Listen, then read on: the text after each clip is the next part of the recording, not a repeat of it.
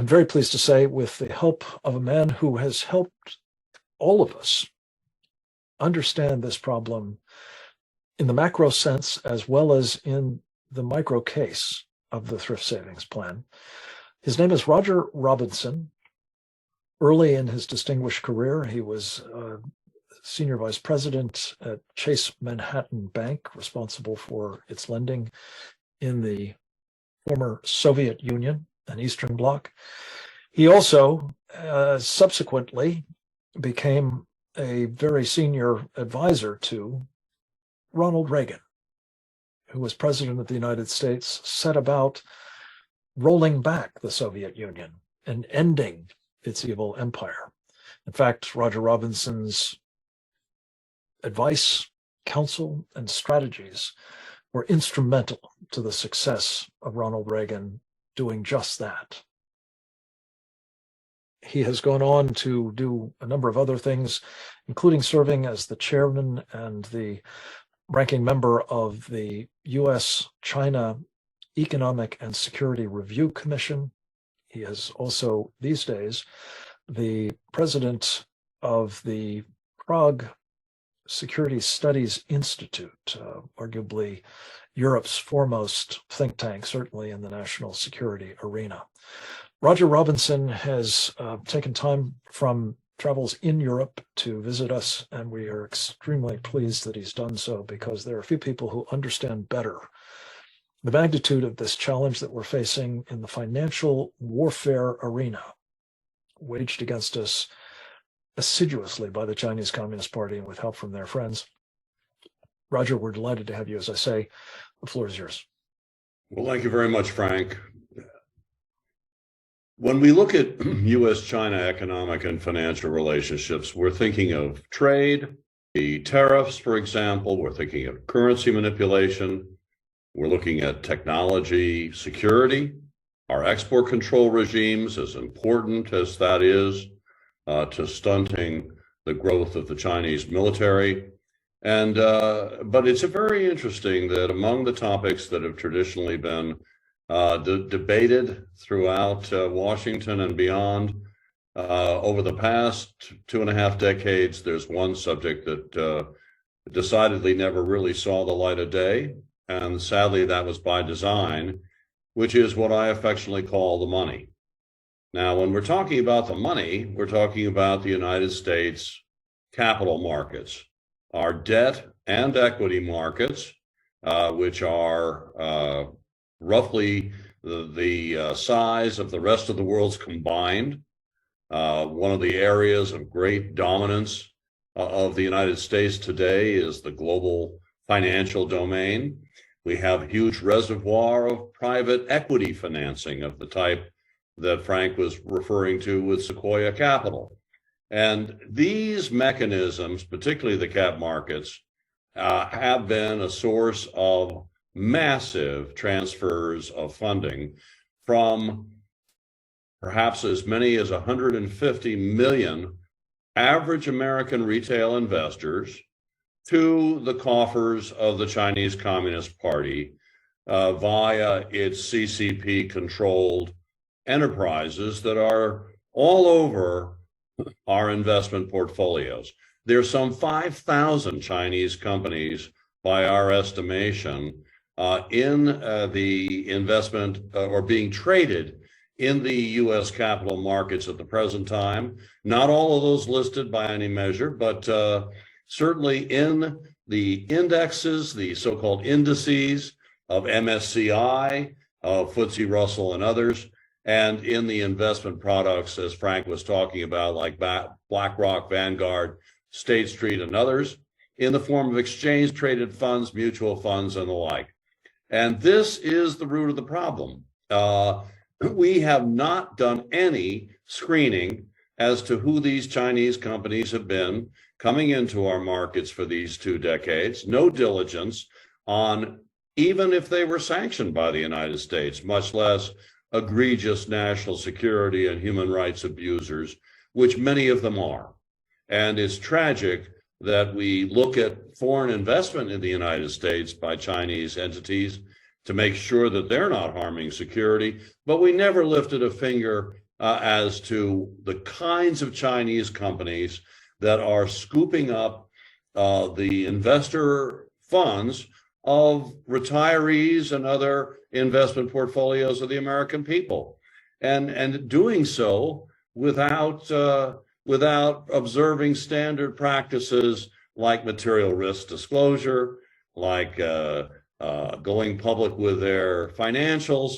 The point being, they are not meeting the minimum standards of investor protection in the United States. Not one of them, for example, is compliant with U.S. federal securities laws.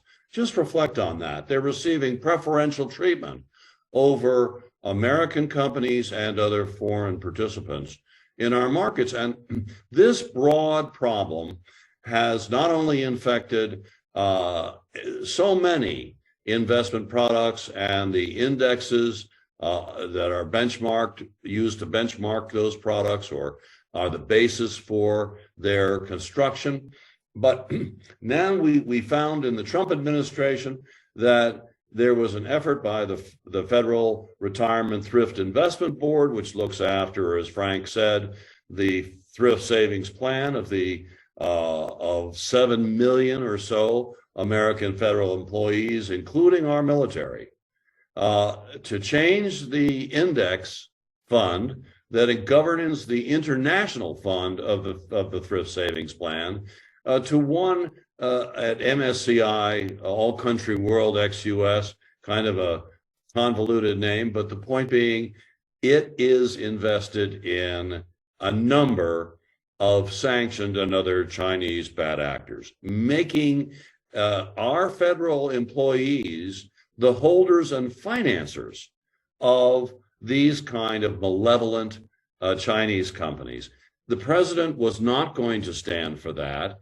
It was a protracted fight, frankly, because you can imagine that Wall Street, the last thing they want to see is Chinese companies that are excluded from the federal thrift savings plan, because that's going to send a signal to the state public employee retirement systems and these investment funds and mutual funds, that why are they holding Chinese military companies, surveillance technology companies, companies that have been engaged in aiding and abetting genocide, trafficking in slave labor, equipping concentration camps, constructing the surveillance state, militarizing the islands in the South China Sea, building the advanced weapon systems of the People's Liberation Army that are designed to be used against our forces.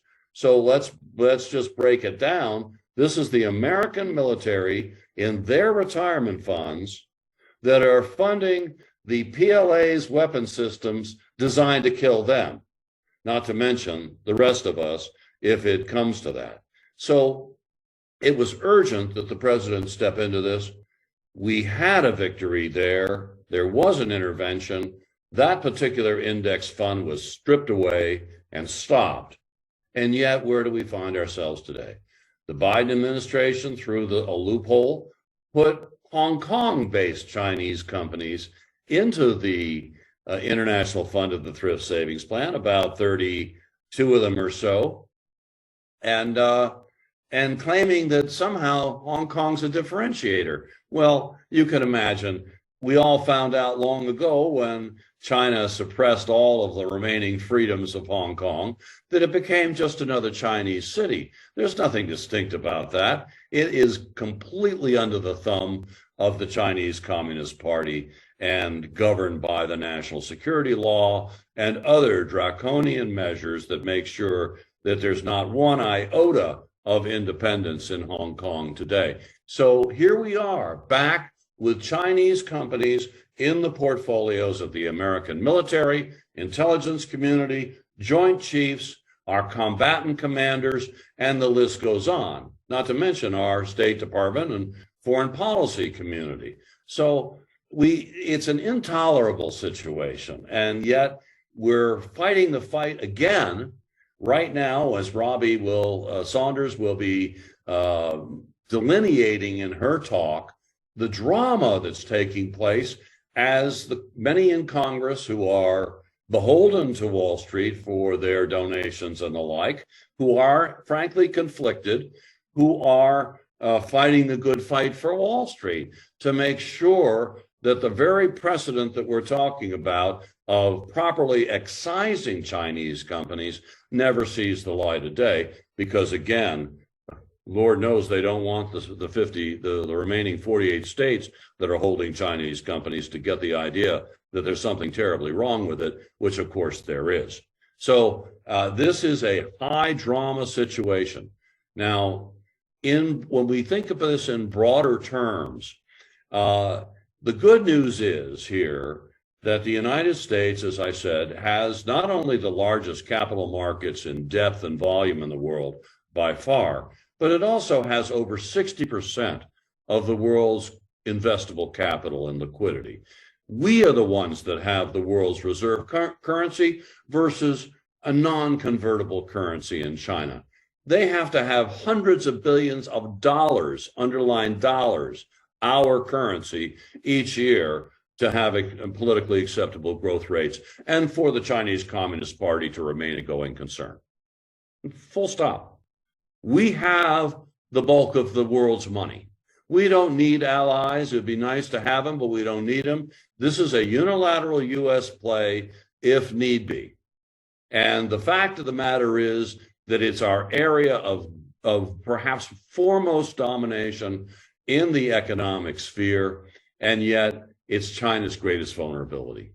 And if you're wondering, how is it that we haven't used effectively this immense source of leverage with China, it's because, again, those Wall Street fees and the trillions of dollars of funds under management that they control have been deployed to make sure that that doesn't happen.